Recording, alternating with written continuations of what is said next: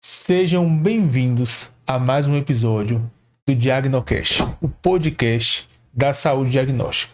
Para quem não me conhece, me chamo Anderson Melo, sou host e também rosto deste podcast. E ao meu lado tenho Dr. Thompson Rocha, médico radiologista, também rosto e host do Diagnocast. E hoje nós temos uma convidada muito especial, certo? Para iniciar com o pé direito esse outubro rosa, esse mês de prevenção, esse mês de conscientização. A doutora Fernanda Barreto. Se apresente para o nosso público, doutora Fernanda. Boa noite, pessoal. Muito obrigada, meninos, pelo convite. É um prazer, é uma honra estar aqui.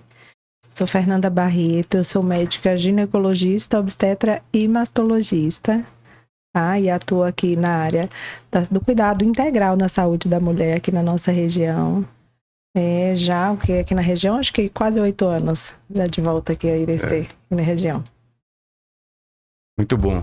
Então, começando um pouquinho, conta um pouquinho de sua trajetória, assim, como foi escolher a medicina para chegar na gineco. Para até chegar a gineco e masto foi um longo caminho. Vamos lá. Eu venho de uma família que meu pai é médico, né? Tenho alguns familiares da área médica. Então, talvez eu acho que tenha sido ele o grande influenciador. Positivo e negativamente. De início eu tinha uma repulsa um pouco grande em relação... Não, clínico geral. Um pouco de repulsa em relação à medicina, porque afastou bastante o meu pai do nosso convívio, né? E aí talvez eu pensasse, não fosse isso que eu queria, que eu quisesse da minha vida. Mas aí no decorrer do tempo eu fui pensando, não, é por aí que eu vou para talvez cuidar de gente, poder ajudar mais pessoas. E aí eu optei pela medicina. Foi um curso que me encantou desde o início, tá? Eu tive uma grata surpresa, uma realização mesmo pessoal. E desde a faculdade eu já me encantei bastante pelo universo feminino. Eu sempre gostei da área de ginecologia e obstetrícia, né? Tanto que durante os meus períodos de férias eu ficava até na minha cidade para fazer estágio com os meus professores, estágio de ginecologia. Eu estava apaixonada. Já gostava muito do parto. A obstetrícia é viciante, né? Quem mexe com obstetrícia sabe o que é. Então eu já ficava lá. Então a ginecologia e a obstetrícia foi algo muito fluido para mim. Sempre foi bem fácil saber que era aquilo que eu iria para querer como especialista. Não. Já era aquilo mesmo. Não, eu não prestei nenhuma outra especialidade, só ginecologia e obstetrícia. E aí, depois que eu acabei a ginecologia e obstetrícia, eu senti que faltava algo. Esse algo eu não sabia exatamente o que era. Fiquei pensando talvez em uroginecologia, mas pensei que porque como eu tinha a pretensão de voltar para o meu interior, eu falei que é algo muito pequeno, algo muito específico para interior, talvez não tivesse campo de trabalho, e aí me surgiu a mastologia. E aí eu percebi que seria uma ótima ideia no sentido de que eu seria uma médica muito completa em relação ao cuidado da mulher, né? Da parte ginecológica, do parto pré-natal e da parte mastológica. Então, foi o combo, né? A amarração, para mim, foi perfeita. E até hoje me sinto muito realizada na escolha das minhas áreas. Massa demais. Nesse período de especialização, você passou por algum perrengue que te marcou? Você falou, rapaz, isso aqui foi arrochado. Sim. Mais específico, não na mastologia. Mastologia é uma área que, assim, de perrengue, cirurgias um pouco maiores, de reconstrução, mas na área da obstetrícia. Eu fiz residência de ginecologia e obstetrícia num hospital geral, em Salvador. Hospital Geral Roberto Santos. Então, era tiro, porrada e bomba. Então, casos muito chocantes, né? Eu recém-iniciada a residência R1, vendo casos de cesárea pós-mortem, algo muito, muito comum e assim, uma emergência de obstetrícia, né? Uma maternidade de alto risco, com casos vaga zero encaminhados pelo estado inteiro, então era um volume muito grande, que a gente do que pudesse imaginar e não imaginar lá aparecia. Então, um volume muito grande. Já a minha segunda residência, que eu fiz de masto, foi no Hospital das Clínicas da UFMG, da Federal de Minas Gerais. Um hospital enorme, com um suporte muito grande. E assim, a área da saúde da mulher tinha um prédio, estrutura física, todo dedicado a ele, né? Por doações. A diferença, né? Exatamente. Eu falo que eram duas realidades bem diferentes. Então, assim, a gente eu como residente, eu tive a oportunidade de ter uma residência de 2 anos muito completa. Tinha a parte oncológica, tinha a parte de doenças benignas, a gente fazia um pouco de reconstrução mamária, a gente tinha acesso a implantes, próteses, então a gente operava em conjunto com a cirurgia plástica, às vezes entrava, né, em campo junto, então foi algo muito tranquilo. E assim, como era tudo muito eletivo, muito programado, perrengue, não, é umas intercorrências de paciente ou outro, mas nada muito... Na obstetrícia era mais pesada. Falando então sobre o Outubro Rosa, que é uma das campanhas de saúde mais conhecidas no mundo. Na sua visão, qual é o principal propósito dessa campanha hoje?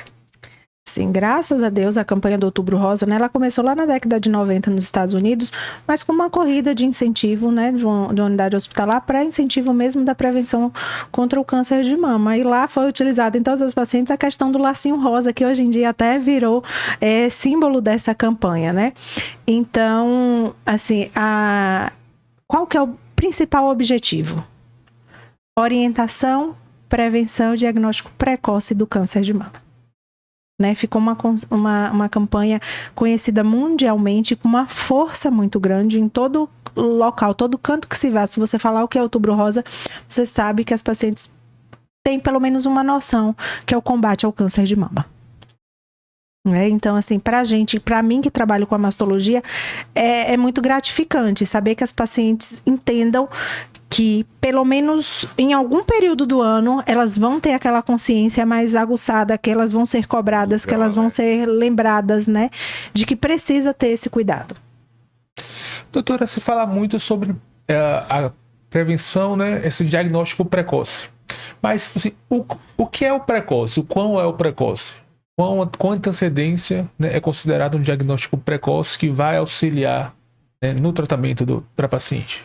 Vamos lá, que minha paciente mesmo sabe, eu falo, ninguém quer ter doença, mas se for para ter, que a gente faça o diagnóstico na fase mais inicial possível, tá? Não existe um número, é um tumor de até 1 centímetro, seria o mundo ideal, né? Mas quanto mais precoce na fase mais inicial, as lesões menores, sem comprometimento de axila, sem ter espalhado o corpo inteiro, por que é melhor isso? Para aumentar as chances de cura. Tumores em fases iniciais têm mais de 95% de cura. Então, essa é a importância do diagnóstico precoce. Já falando assim, desse diagnóstico precoce do câncer de mama, existe ainda muito tabu e medo ao redor ainda da mamografia? Sim, sim. E deixa eu te falar, a gente tem muito trabalho para desmistificar isso. É um trabalho de formiguinha. Tá? Bateram bastante. Bateram bastante na mamografia, que a mamografia era um exame difícil de fazer, um exame muito doloroso, que a mamografia causava isso, causava aquilo, que era agressivo para a mulher. Então, assim, hoje a gente faz um trabalho de formiguinha e conscientiza que a gente precisa de um exame radiológico, que é a mamografia, que eu falo que é um raio-x da mama, né? Para eu conseguir visualizar através do exame, lesões muito pequenas que o meu exame físico falha, né? Que o meu exame físico não é capaz de detectar. Então, assim, a gente ainda tem muita resistência, muitas pacientes ainda não querem fazer, doutora, não dá para substituir a mamografia pelo ultrassom. Eu falo, não, um complementa o outro, mas eu não tenho como trocar um exame pelo outro, né?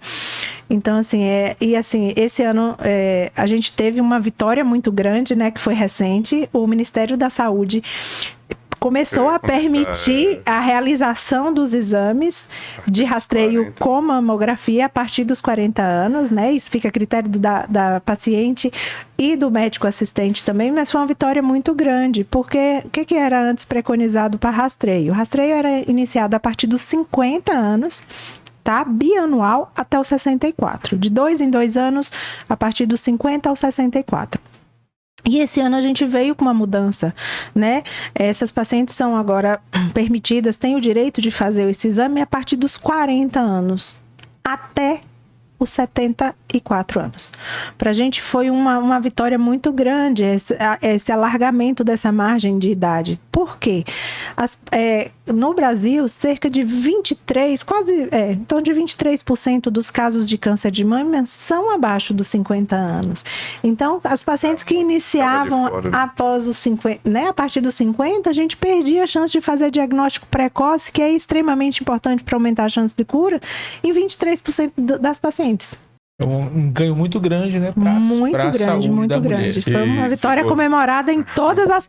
Na verdade, assim, era mais uma prática do Ministério da Saúde. A FEBRASGO, que é a Federação Brasileira de GO, o Colégio Brasileiro de Radiologia, a Sociedade Brasileira de Mastologia já preconizava o rastreio a partir dos 40 anos, né? Isso só mesmo fica... É só o Ministério que ainda era amarrado em relação a isso. Mas agora, graças a Deus, o trem desempacou. Massa, ficou anual? Então, a nossa rotina, eu até li com cuidado essa nota. Se a gente for ler com cuidado, ele não muda a faixa etária de rastreio. Eles permitem, a critério da paciente ou do médico assistente, que a paciente faça o exame a partir dos 40, tá? Mas eles não mudam categoricamente o rastreio. Só que já era algo praticado por a gente no consultório. A gente já indica rastreio anual a partir dos 40 anos, tá certo? Porque aumenta demais a chance de detecção precoce das lesões. Então, anual a partir dos 40 anos, né? E aí tem uma ressalva. Eu tenho casos que eu posso iniciar a solicitação de mamografia até mesmo antes. 35. Exatamente, em pacientes de alto risco. Quais são as pacientes de alto risco? Aquelas que já tiveram alguma lesão de alto risco detectada em mama através de biópsia ou de algum outro exame. Pacientes que têm parentes de primeiro grau com histórico, né? Ou histórico na família. Então, isso é muito individualizado. E eu falo que a nossa vida, por exemplo, não acaba aos 74 anos. Essa decisão também de manter ou não a mamografia vai ser individualizado. Eu tenho pacientes 74 anos, estão na flor da idade, muito bem de saúde, com estilo de vida. Vai parar de rastrear por quê? Não tem mais chance de operar e curar e ficar... Exatamente. É como se a vida acabasse aos 74. Não, vamos individualizar cada caso. Se a paciente tem uma boa expectativa de vida ainda pela frente, por que eu não vou rastrear? Vou sim. Então, isso é essa prática que a gente adota no consultório ainda. Massa. Muita informação de qualidade. O podcast só está começando, certo? Você que está acompanhando a gente aí, se inscreva no nosso canal, compartilhe esse conteúdo. Conteúdo bom é conteúdo compartilhado. Curte e se inscreva para acompanhar os próximos episódios. A gente sempre traz profissionais renomados da região para bater um papo muito interessante. Gostaríamos de agradecer a Copenhague por esse espaço maravilhoso. Você que não conhece, aqui na Praça das Rádios, venha conhecer o melhor chocolate da região. Que não tem? Tem, você vir. Que é o sommelier. Você não perde nada. Já conhece. Mano, já me disse. Sempre que tem uma novidade, a gente vem experimentar. Me disse que já conhece tudo aí, de qual é salteado. E esse episódio também é um oferecimento da Clínica Multimagem, que mais uma vez está sendo pioneira da região e trazendo ressonância magnética para mama, que antigamente não tinha na região. Todas as ressonâncias de mama eram mandadas para Feira de Santana ou para Salvador. E hoje você pode fazer aqui diretamente em Irecê, ressonância de mama com IA, porque a prevenção é o maior cuidado. O contato deles é 74 3641 4436 74 3641 4436. Voltando aqui, falando então sobre os fatores de risco para o câncer de mama, doutora. Quais são os principais? Perdão. Vamos lá. Em relação aos fatores de risco, a gente tem o caráter hereditário, né, que a gente não tem como mudar, mas a maioria dos outros fatores são fatores de risco modificáveis, né? A idade avançada também é um fator que a gente não pode, a gente não tem como mudar. Quanto mais velho a gente fica, infelizmente, maior o risco de câncer, e aí eu não falo só de mama, eu falo de câncer em outros órgãos também, tá? Então, os que não são modificáveis, a idade, o gênero feminino, por ser mulher, né? A gente também tem mais chance, porque a gente tem maior quantidade de tecido mamário e maior exposição hormonal ao longo da vida. Foi família, idade e mulher. Isso a gente não consegue mudar, tá? E os outros fatores de risco: obesidade, tabagismo, alcoolismo, sedentarismo, exposição hormonal prolongada. Tudo com finalismo, um ponto ali. Essa exposição hormonal pode ser o uso do anticoncepcional? Vamos lá, essa é essa é uma grande polêmica, tá? Hoje em dia a gente sabe que, infelizmente, o uso de anticoncepcional aumenta, mas é infimamente a quantidade, né? Esse índice de risco. Então a gente não leva isso tanto em consideração, porque o aumento é praticamente insignificativo. E ele pode até aumentar infimamente o de mama, mas ele também reduz o de endométrio, porque a gente estaria bloqueado hormonalmente, né? Então, assim, há um contrassenso aí, é um negócio que é meio dúbio em relação a isso. Então, a gente não leva em consideração a questão do uso de contraceptivo especificamente, né? Já que ele pode prejudicar de um lado, mas ajuda do outro. E o aumento que ele gera é ínfimo. O que a gente cita de exposição hormonal prolongada? Meninas que iniciaram período menstrual muito cedo e mulheres que pararam a menstruação muito tarde, tá? Porque nesse período que a gente chama de menacme, que é a fase de produção de estrógeno e progesterona pelo nosso ovário, essa é a maior fase de risco, tá? Por quê? Porque nossa mama tem receptor para esses dois hormônios que são produzidos pelo ovário. Aqui, vamos falar um pouquinho também da importância da hereditariedade e dos exames genéticos no rastreamento. De vez em quando sempre rola as pacientes: doutor, não tem um teste genético que eu ouvi falar aí que eu posso fazer para poder... Mas assim, o teste genético a gente não indica para todo mundo. Em relação à importância da questão genética hereditária do câncer de mama, né? Por mais que a gente fale que é um fator de risco, mas apenas 5 a 10% dos cânceres de mama são de caráter hereditário. Então, os outros 95 a 90% são novos cânceres, né? Novos casos em pessoas que nunca tiveram familiares, são casos aleatórios. Então, é importante salientar que é um fator de risco que a gente não tem como modificar, Mas, por exemplo, 10% de chance a mais, né? Pacientes com obesidade têm mais ou menos o mesmo risco, de 10 a 15%. Então, é um fator que é modificável e que nos assusta até mais, né? E em relação ao teste genético, sim, a gente tem painéis genéticos para detecção de mutação, né? Que são potenciais para desenvolvimento do câncer de mama, principalmente as mutações dos genes BRCA1 e BRCA2 são os mais importantes, mas existem outros, tá? Esses painéis genéticos geralmente são testes, primeiro que acho que na rede pública aqui no nosso estado ainda não tem, não sei se nos outros estados já tem, mas que é muito difícil o acesso, né? São exames caros e que não são indicados em qualquer tipo de paciente. Geralmente, quando a gente tem um histórico familiar muito rico, né? Por exemplo, inúmeros parentes... A mãe... Inúmeros parentes próximos de primeiro grau com histórico de câncer de mama, principalmente o câncer de mama abaixo dos 50 anos, naquela fase que ainda seria de estar menstruando, né? Quando tem homens... como parente de primeiro grau com histórico de câncer de mama, isso aumenta muito a chance. Quando a paciente já teve algum câncer ou alguma lesão de risco e aparece uma nova lesão, a gente sempre tem que pensar em mutação. Históricos de câncer de mama em pacientes muito jovens, tá? Então, assim, são solicitações que às vezes a gente pede ajuda do geneticista, mas são casos bem isolados. Não é todo mundo que teve câncer de mama ou qualquer pessoa, né, que a gente sai indicando câncer de mama.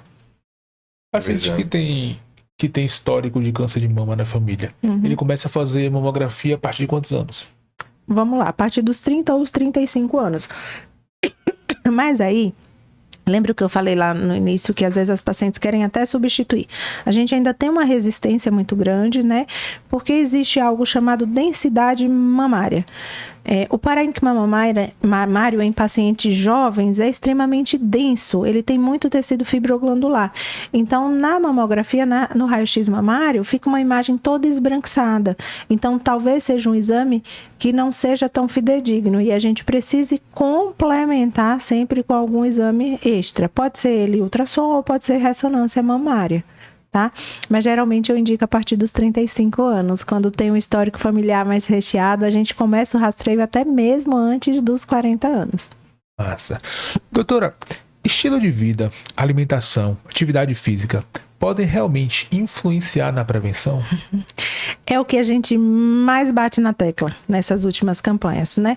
Porque muitas pacientes já têm a consciência de que precisa fazer o diagnóstico precoce, né? Que ninguém quer estar doente, mas se for para ter, que diagnostique de forma mais precoce possível. Mas o que é que ela de fato pode mudar, já que ninguém escolhe estar doente? É mudar os hábitos de vida para que a gente diminua ainda mais as chances, tá? E aí, lembra que eu falei a obesidade? Peso em excesso, eu falo para as pacientes, todo o nosso excesso de gostosura tem hormônio. Tem hormônio. A nossa mama tem receptor desses hormônios, tá? O sedentarismo, a obesidade, a falta de atividade física, o tabagismo, o alcoolismo agora também, né? O consumo de álcool, na verdade, não precisa nem ser a paciente ser considerada alcoólatra. Até mesmo doses mais baixas vem sendo despontado nos estudos como um dos fatores mais importantes para desenvolvimento, fator de risco como do câncer de mama. A partir de que idade as mulheres devem iniciar o acompanhamento com o mastologista? Tem uma idade assim que eles devem procurar, ou só depois que acha um sinal a gente indica procurar? Lá. Eu falo que de rotina fixa a partir dos 40 anos, que é quando a gente orienta o início do rastreio através da mamografia, né? Mas antes disso, é o que eu bem tenho de paciente antes do 40. Por quê? Durante os exames de rotina feminino, né? Vai ao ginecologista, acaba pedindo ultrassom mamário e acaba sendo detectado algum tipo de lesão, né? Ou uma lesão com suspeita de benignidade, ou alguma lesão suspeita de malignidade que precisa ser investigado.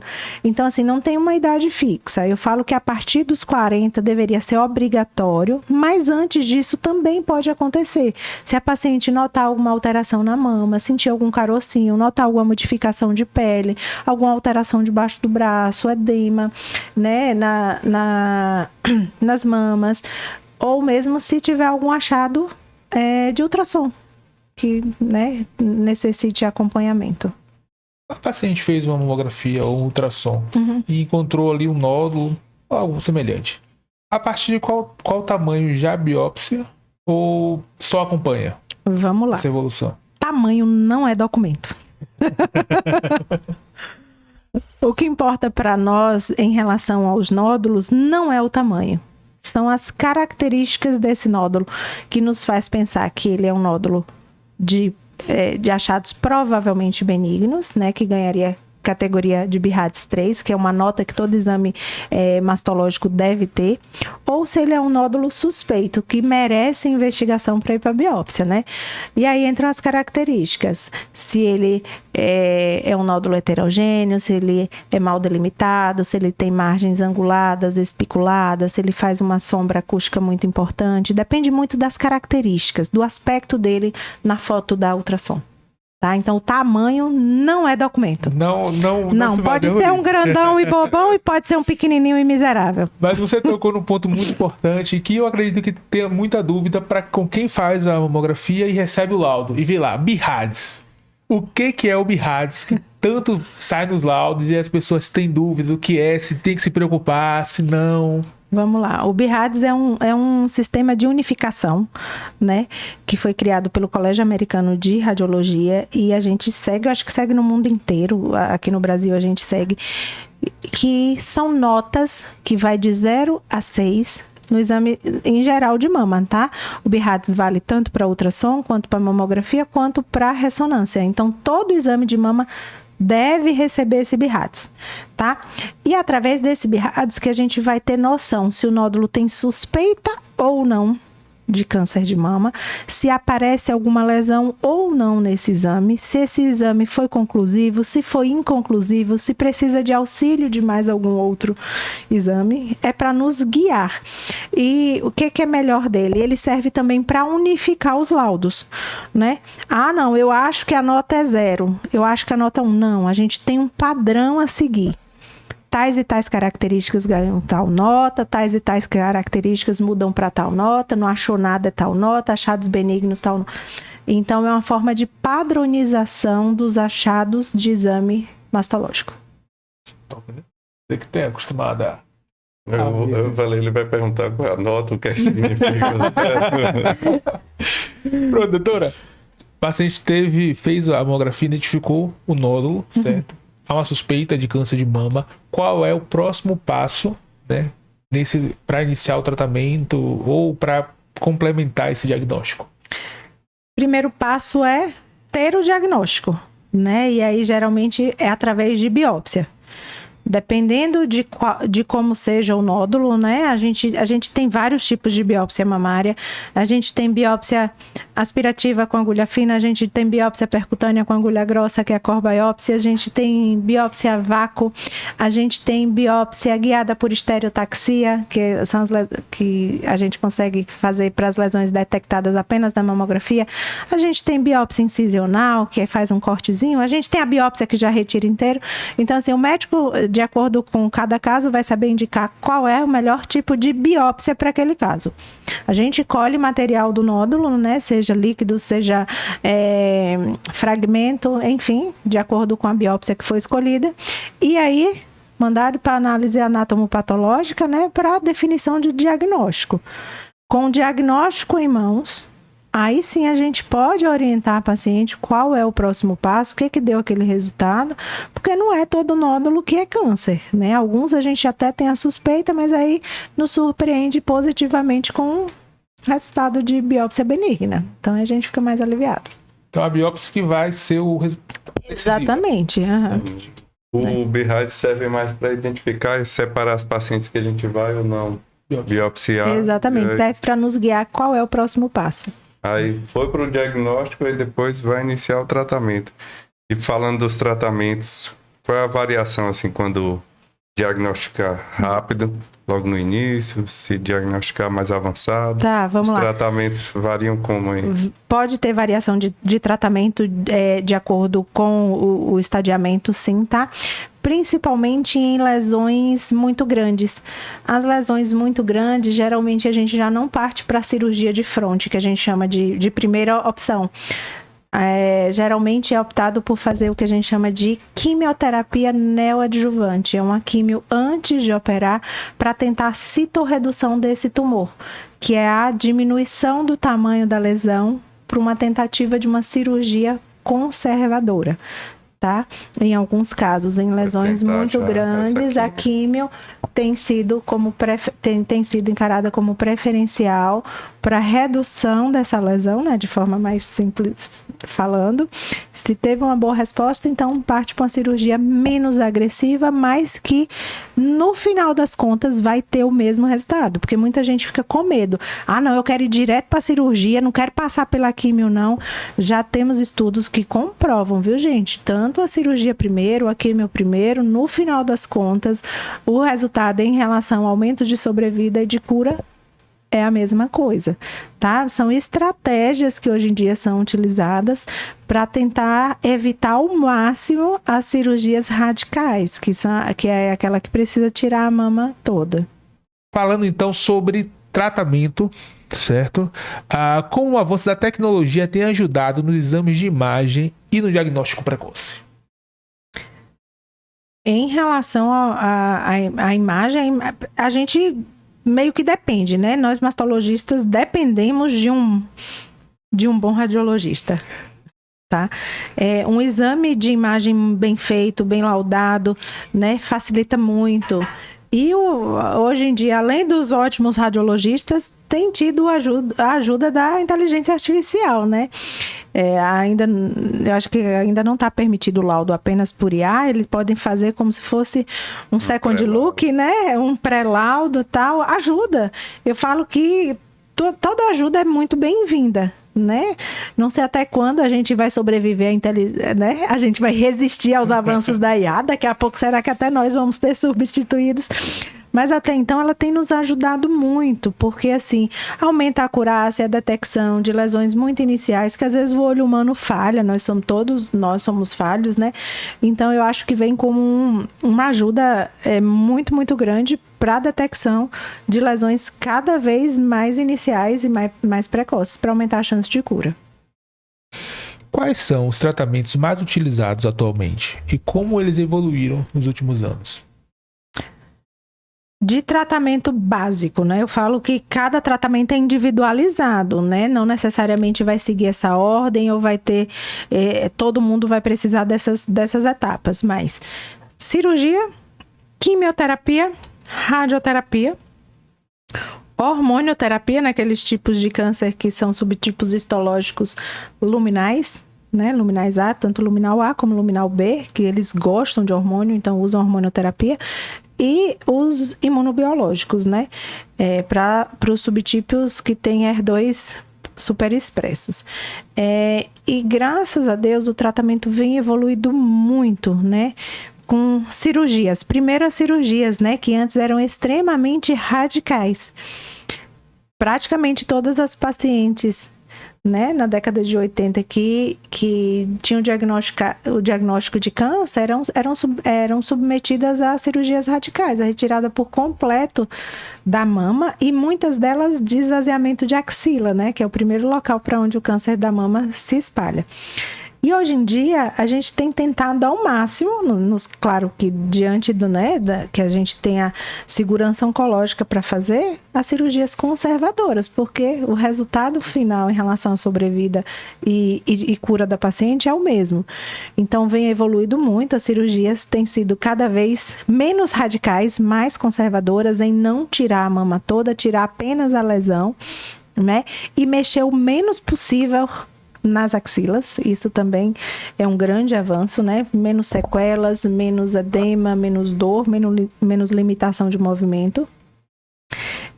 A quimioterapia com drogas muito potentes, com drogas cada vez mais específicas, né? A hormonioterapia, os imunobiológicos, né? Que vão ser direcionados. Então, vem crescendo demais, deixando o tratamento cada vez mais específico, no sentido de ser mais individualizado. A gente tem medicação para cada variação que possa ter, né? Porque eu falo que câncer de mama são vários, a gente tem vários subtipos, né? Então, cada câncer de mama precisa ter um sobrenome. Qual é o subtipo daquele câncer? O que ele responde melhor? Qual o remédio que ele responde melhor? Qual a droga que vai ser feita? Ele responde melhor a químio? Ou ele não responde tão bem a químio? Ele vai ser necessário o uso de hormônio? Não vai? Vai ser necessário o uso, por exemplo, do Herceptin? Então, tratamentos cada vez mais específicos, porque a gente não só tem um tipo de câncer de mama, a gente tem vários tipos da doença, né? Vários subtipos. E aí, tratamentos cada vez mais individualizados, com menos efeitos colaterais, com maior tolerabilidade das pacientes. Muito bom. O paciente que teve o câncer de mama e fez a remoção, né, parcial, só da lesão ali. Quadrantectomia, que a gente chama. Setorectomia. Em questão de recidiva, há alguma diferença dela ter feito a remoção total ou parcial da lesão? Removeu a mama toda ou removeu só a lesão? Isso pode influenciar no recidiva no futuro? Vamos lá. Não. Por quê? Porque é utilizado o tratamento para ajudar com que isso não volte. Em pacientes que preservaram a mama, ou seja, que não tirou a mama toda, a radioterapia entra para matar todas as células doentes que pudessem ter ficado ali sobrando. Então, não. Por isso que eu te falei que nem todo tratamento, agora a gente já sabe que no final das contas a sobrevida e a chance de cura é igual, mesmo arrancando a mama toda ou tirando só um pedacinho da mama. Nice. Eu ia falar assim que sempre tem os pacientes lá que quando descobre, e aí, será se eu vou ter que tirar a mama toda? Será se eu vou ter que fazer quimio? Eu falei, ó, calma, por enquanto é só um nódulo. Eu falei, depois da biópsia, se precisar, é que a gente vai poder dizer o que é que vai fazer. Eu falei, não é de primeira assim, não. E qualquer exame de mama deixa as pacientes muito ansiosas, muito. Pensa, Eu acho que nem exame ginecológico, por exemplo, nenhum ultrassom ginecológico com nódulo, com mioma, com cisto ovariano, nada deixa as pacientes tão assustadas como o nódulo mamário. Eu não sei se essa é a impressão que você tem no seu consultório no dia a dia, mas falar que tem um nódulo, parece que a paciente já está ganhando um diagnóstico. As pacientes chegam extremamente ansiosas no consultório, nervosas, né? Com muito medo, e a nossa função, além de tratar, de diagnosticar, é acolher, explicar, orientar, né? E explicar que aquilo ali não é um diagnóstico, né? Que a gente tá ali para ajudar, para investigar, para poder não tirar conclusões precipitadas, para poder trilhar o caminho certinho, não pular etapas. Isso tem uma vantagem na questão da conscientização, né? As mulheres estão muito mais conscientes e muito mais preocupadas com a questão do câncer de mama. Então, qualquer coisinha ali, ela acende um sinal alerta, vermelho, né? E aí já vai procurar ajuda, já... A gente viu mais dificuldade. A gente teve um episódio do Homem Brasil com o homem. O homem, quando vai, é porque já tá pegado. Exatamente. A mulher não, qualquer diferençazinha, ela já vai procurar o médico, já faz os exames para poder fazer. A gente tem essa facilidade. Realmente, a mulher costuma se cuidar muito mais que o homem, muito mais. É interessante que quando eu recebo algum homem no consultório, tá? Isso não é raro, gente. Eu recebo homem. Ele nunca vai sozinho. Eu acredito que nunca tenha sido nenhum homem que marcou a consulta por livre e espontânea vontade. É sempre livre e espontânea pressão da esposa. Ou então a esposa que, né? Ou a parceira, ou até um familiar mesmo, a irmã, uma tia que marca. O homem mesmo, não. Eu acho que eu só tive um paciente que foi sozinho. Todo mundo foi acompanhando. Todo mundo. Eu já tive um só para registrar, para validar a regra. Foi ele que foi. Para validar a regra. Eu falei...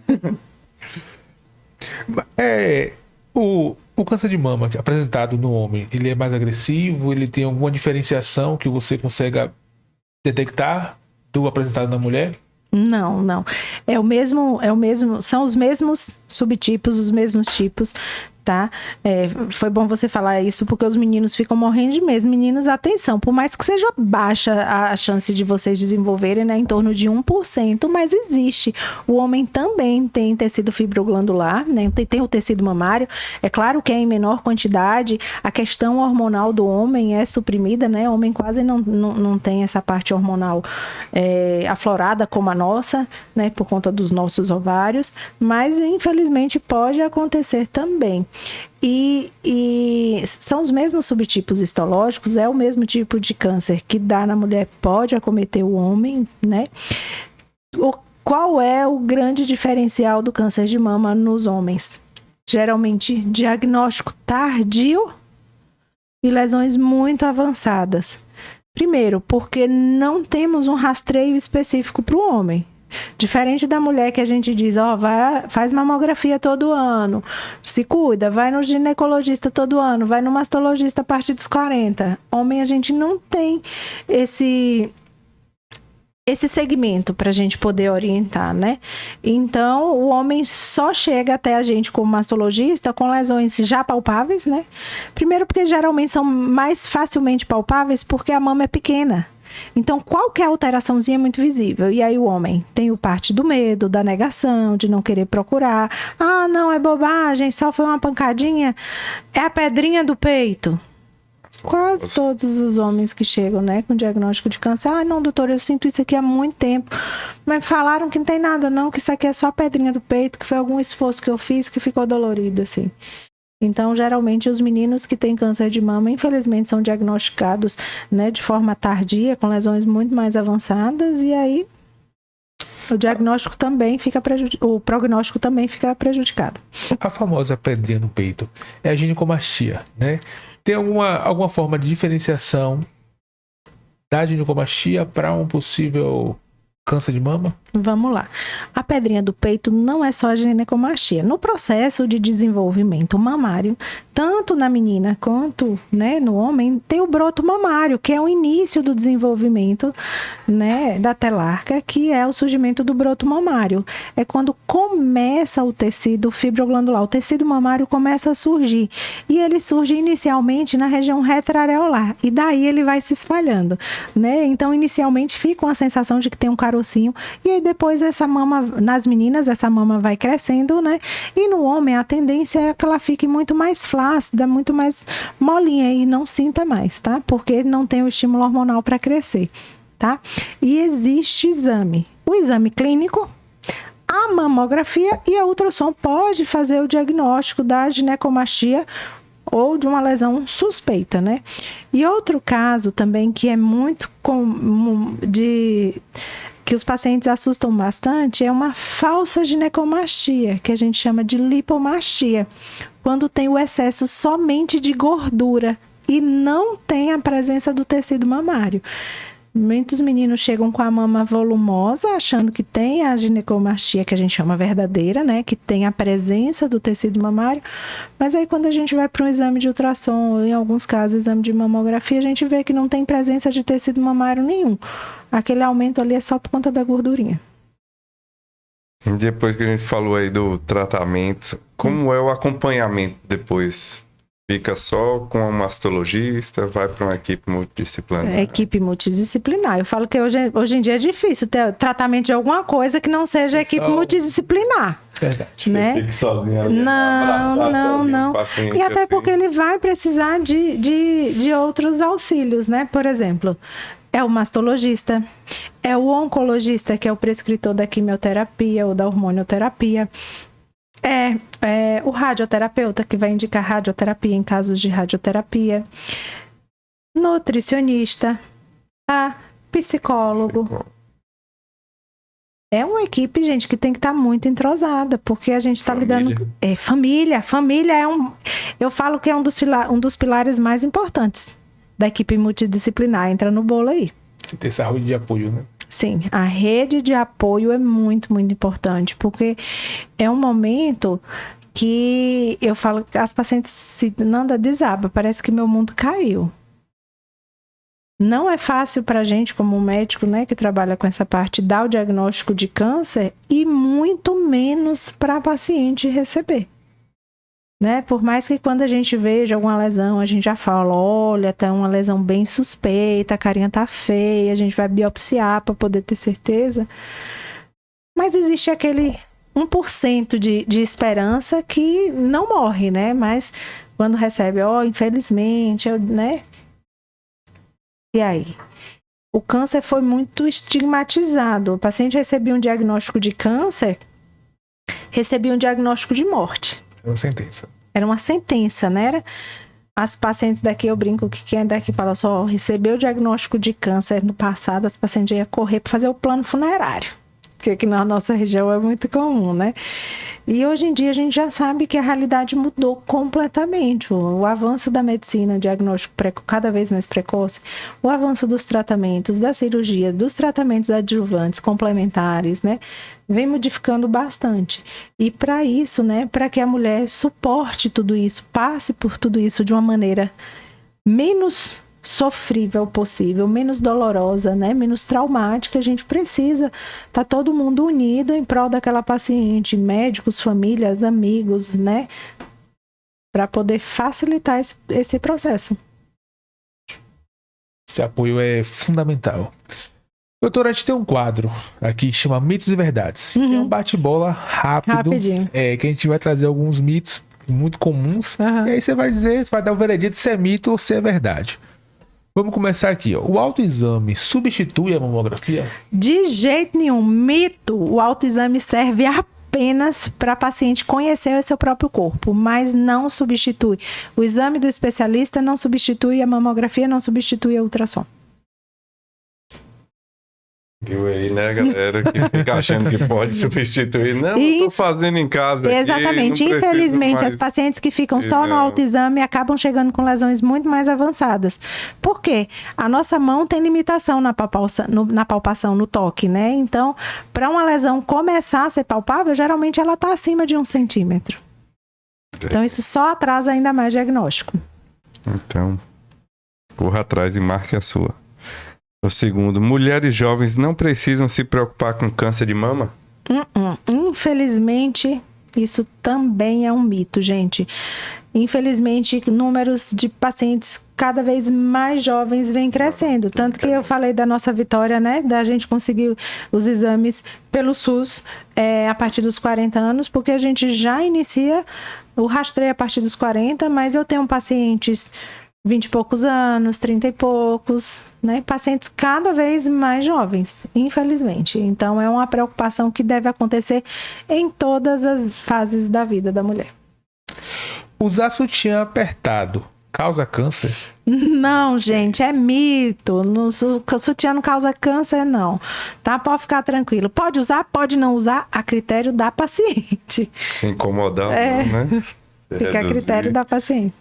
Câncer de mama sempre gera dor? Não, isso é um mito muito grande, tá? É muito raro um câncer causador. Geralmente, quando causa dor, é porque já tem comprometimento de nervo, né? Que são lesões um pouco mais avançadas. Então, não é sempre que o câncer causa dor. Aliás, a maioria das dores mamárias são por flutuação hormonal, por sobe e desce de hormônio. Tá? Não está relacionado sempre ao câncer. Homens não têm câncer de mama? Acabei de falar. Pula isso aí, viu, gente? Esquece isso. É pouco, é baixa a chance, em torno de 1% da população geral, né, masculina vai desenvolver, mas infelizmente também tem chance. Prótese de silicone dificulta a detecção de câncer? Essa é uma polêmica muito grande, mas ao meu ver, não. Não, e já tem os estudos que comprovam. A prótese pode fazer com que você precise de mais exames, tá? Mas, por exemplo, a mamografia é permitido. Pacientes que têm implante mamário pode e deve fazer mamografia, tá certo? Inclusive, tem manobras especiais, né? Que a gente... exatamente. Tem as incidências especiais para tirar a prótese de jogo e a gente conseguir ver o tecido mamário com mais facilidade. Se perceber que ficou alguma área desassistida, que não deu para ver tudo, complementa com ultrassom, complementa com ressonância. Mas aí, doutor, teve o diagnóstico ali. Vai fazer o tratamento com a prótese ou vai retirar a prótese? Depende muito da proximidade da lesão com a prótese. Com a prótese. Exatamente. Lembra que eu te falei que hoje em dia a gente tem a tendência a cirurgias muito mais conservadoras. Se for uma mama volumosa, que o tumor esteja bem distante do implante, né? Que vá conseguir tirar, que a gente tenha uma segurança oncológica de mexer no tumor e não precisar mexer na prótese. Essas próteses também retromusculares também? Exatamente, Uhum. Só que aí a gente tem um porém, né?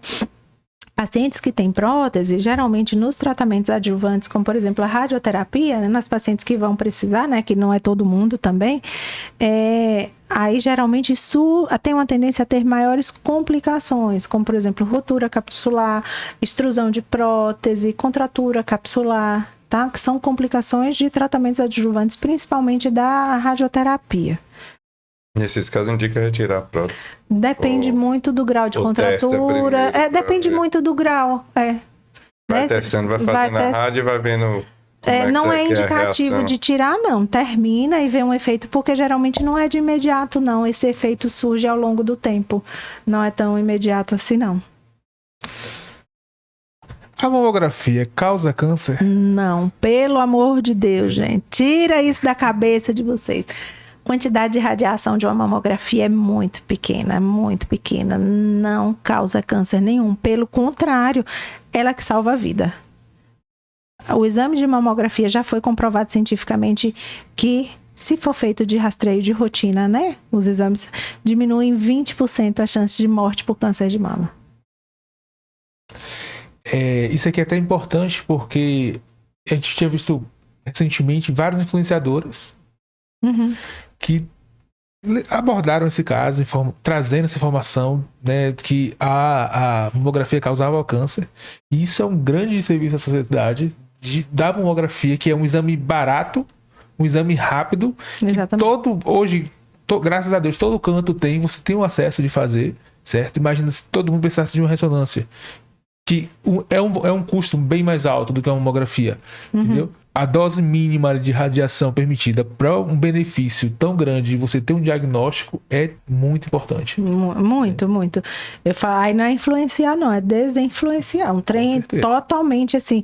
É não ter responsabilidade com as palavras, é não ter amor à vida do próximo, né? Porque você falar sem conhecimento de causa. E não é coisa da minha cabeça. Tem estudos, tem números que mostram, né? Teve uma polêmica muito grande, eu acho que ano passado, de uma profissional que postou nas redes sociais que o câncer era uma invenção, que era só tomar hormônio que curava. Isso deixou todo mundo louco, enlouquecido, né, gente? Infelizmente, a gente vai ter gente de todo tipo. Eu falo que é aquele espírito de porco. Isso vai ter em toda a área, né? Hoje em dia a medicina evoluiu muito, a gente está aí para ajudar o máximo que puder com situações, com exames cada vez menos invasivos, com cirurgias cada vez mais conservadoras, com situações cada vez mais rápidas e eficazes. Então, não, isso não existe. A mamografia ainda é o melhor exame de rastreio a partir dos 40 anos, tá? E é um dos benefícios que eu acredito que não saia tão cedo do nosso foco como fazer a mamografia. Não vai sair, não. Que a galera sempre pergunta, ainda não inventaram. Não inventaram, não. Não, gente, a mamografia ainda não vai ter. Todo dia rola essa pergunta. Coisa vai ser mês que vem. Não existe nenhum exame que substitua o toque, não. Os meninos vão querer, viu? Novembro vai chegar aí. Mês que vem que você vai ver coisa. Mas eu acho que a melhor forma de trabalhar, de lidar com esse tipo de situação é trazer informação de qualidade. É você trazer informação, como da doutora aqui, que é uma especialista que lida com isso no dia a dia. E não, gente, não é assim, desmistificar, certo? Que as pessoas muitas vezes não têm o conhecimento, aí tá passando o TikTok ali, vê uma pessoa contando, fala e toma aquilo como verdade. E aí acaba levando, e pior, além de tomar aquilo como verdade, passa aquilo para frente. Repassa, nós estamos vivendo um mundo de fake news, né? De informações desacertadas, mentirosas, e que infelizmente muitas vezes podem prejudicar e custar o que mais vale nesse mundo, que é a nossa vida. Com certeza. Por isso que eu falo, informação boa, informação compartilhada. Então, compartilha esse episódio, certo? Muita informação de qualidade aqui. Te abordou muita sobre o Outubro Rosa, temas interessantes, desmistificando o tratamento. Então, não esquece de passar essa informação para frente. Outra coisa muito importante é que tá chegando aí. Nosso congresso de radiologia. Dia 8 de novembro. Tá anotado na agenda? Não abra plantando esse dia não, viu? Daqui a pouco você esquece. Pode marcar paciente. Já pedi para fechar as agendas do dia 8. Muito bem.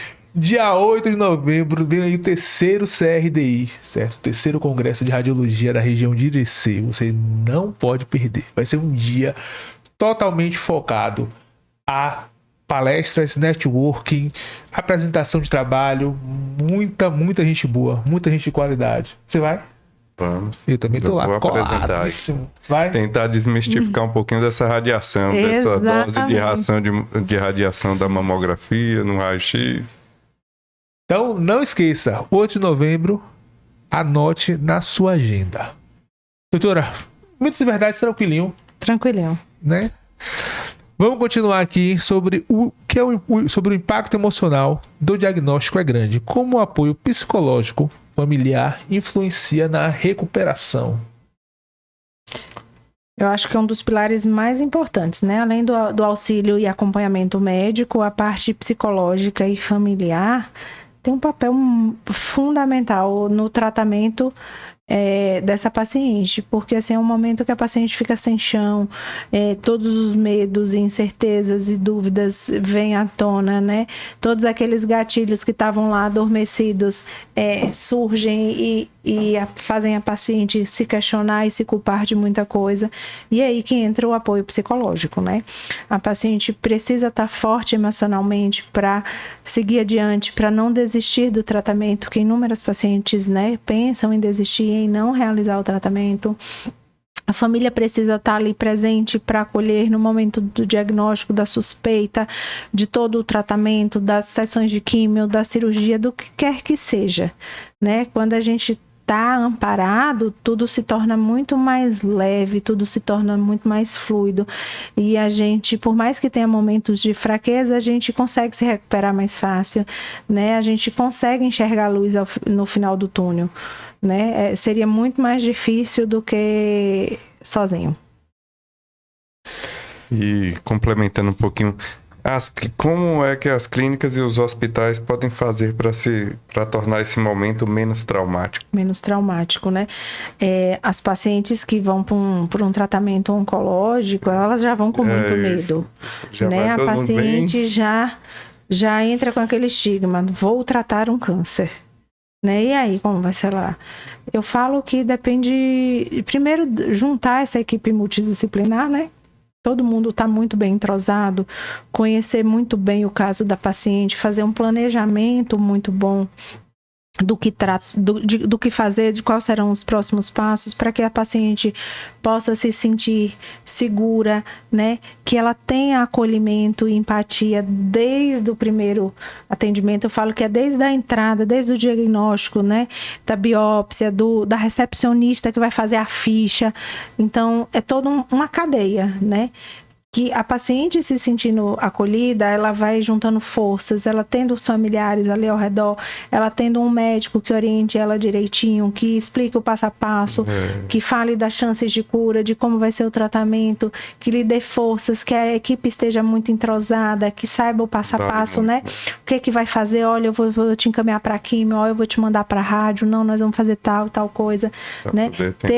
Ter equipe de, por exemplo, algo que talvez que pareça, né, que não seja tão lembrado, a equipe de nutrição é muito importante, porque, por exemplo, nos pacientes que precisam de quimioterapia, a imunidade cai bastante, as pacientes costumam ficar bem delimitadas, né? Tem a fase da queda de cabelo, que mexe demais com a autoestima da mulher, né, que mexe com a feminilidade, com a sexualidade também. Então, são pacientes que ficam extremamente envergonhadas, ficam com medo de ser julgadas, né?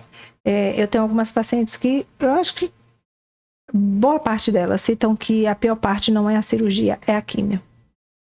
A químio... bate mais. Eu falo que maltrata no sentido de dar mais efeitos colaterais, né, de deixar a paciente mais debilitada, mais, né, inchadinha, demasiada, sem disposição, sem vontade de fazer nada, com muito enjoo, com a queda de cabelo. A quimio é uma das etapas de tratamento, né, para quem precisa, que é mais sofrida, costuma ser mais sofrida. Precisa de um apoio tanto de quem tá, né, que vai dar essa notícia, que vai acompanhar no hospital, quanto a família que vai receber em casa. Isso Exatamente. É muito importante. A gente vai chegando no final de mais um episódio, certo? Rapidinho. Né? Vai batendo papo assim no instante. No instante flui. Passa ligeiro. Doutora, deixe um recado para quem tá em casa sobre o que tá passando por isso, o que tem receio de fazer uma mamografia, uma mensagem, né, desse Outubro Rosa de conscientização. Vamos lá. Primeiro que o Outubro é rosa, mas a prevenção e o cuidado da saúde deve acontecer o ano inteiro. Esse mês é apenas para relembrar vocês da importância do cuidado da saúde da mulher, né? Como um todo, né? A parte ginecológica, a parte mastológica, e esse mês mais ainda focando na prevenção, na conscientização contra o câncer de mama. E não tenham medo. Como eu falo, ninguém escolhe estar doente. né? Infelizmente pode acontecer com todas nós, mas se a gente tiver um bom acompanhamento, se a gente fizer um diagnóstico precoce, se a gente procurar a ajuda dos especialistas certos, a gente aumenta demais a nossa chance de cura e de viver por bons longos anos, né? Com qualidade de vida, com saúde, e como eu citei anteriormente, mudança dos hábitos de vida, gente. A gente já fala muito na prevenção, no exame de rastreio, mas esse ano eu quero focar muito na mudança do estilo de vida. Alimentação, atividade física, abandonar todos os vícios, isso a gente pode mudar. Isso é responsável por quase 90% dos cânceres, né? Então isso está nas nossas mãos. A gente também pode mudar o nosso destino. Massa demais. Doutora, a gente se comprometeu esse ano que todo mundo que viesse aqui ia fazer uma indicação literária. Não necessariamente sobre o tema abordado, mas um livro que te marcou, um livro que te influenciou e que você gostaria de que outras pessoas lessem, certo? Pensa aí um pouquinho que daqui a pouco a gente volta para você trazer essa indicação. Pode deixar, deixa eu pensar. Deixa seu arroba. Para quem está procurando um médico radiologista, faço ultrassom na Clínica Alfa e na CEON, @Dr. Thompson Rocha, aqui em Irecê. Para quem quiser me seguir nas redes sociais, @asm.radiologia. Siga a gente aqui no YouTube e também em todas as plataformas de streaming, Spotify, Apple Podcasts, certo? E acompanhe a gente lá também. Vamos lá, doutora, o que você tem pra gente de indicação? De indicação, eu acho que eu vou até repetir, mas para mim não seria diferente. A Bíblia Sagrada. Dessa daí Dessa já foi vez. cantada. Vai ter que mudar. Gente, mas para mim, assim, independente da religião, acho que não há livro mais significativo para quem tem fé, né? Eu falo que é independente da religião, né? Ao meu ver, né, de acordo com os meus princípios, as minhas crenças, é um livro que me dá muita força, que me faz perceber muita coisa já passou, que muita coisa aconteceu para que a gente chegasse aqui, né?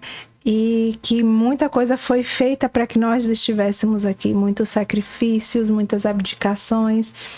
E talvez um convite à reflexão para que a gente aproveite isso, né, da melhor forma possível. Já foi muito sofrimento, já foi muita abdicação, já foi muita doação, já foi vida por nós, né? Doutora, para quem quiser marcar uma consulta para a senhora, onde é que você está atendendo? Aqui em Irecê, gente, só estou atendendo aqui em Irecê, na Clínica Alfa e no Centro Médico Minaura, tá? Quem quiser marcar consulta mastológica, ginecológica, obstétrica, fazer contato com minha secretária, Vitória, tá? Vi vai estar lá para agendar com vocês. O telefone é 74999 308090. Isso mesmo.